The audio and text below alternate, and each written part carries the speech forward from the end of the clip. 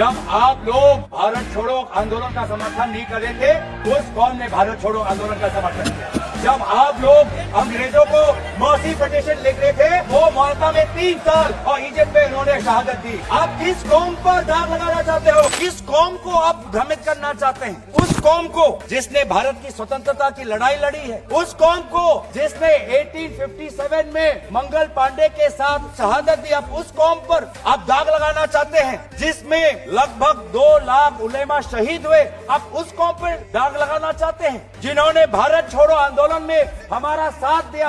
आप उस कौम पर आप दाग लगाना चाहते हैं 6 अप्रैल 1930 में दांडी मार्च का सपोर्ट किया। आप उस कौम पर आप दाग लगाना चाहते हैं जिन्होंने 1926 में ब्रिटिश के डिवाइड एंड रूल को खंडन किया। आप उस कौम पर दाग लगाना चाहते हैं। मौलाना हुसैन अहमद मदानी ने 1924 में कंप्लीट इंडिपेंडेंस की मांग की। जब आप लोग भारत छोड़ो आंदोलन का समर्थन नहीं कर रहे थे, उस कौम ने भारत छोड़ो आंदोलन का समर्थन किया। जब आप लोग अंग्रेजों को मर्सी पिटीशन लिख रहे थे, वो माल्टा में 3 साल और इजिप्ट में उन्होंने शहादत दी।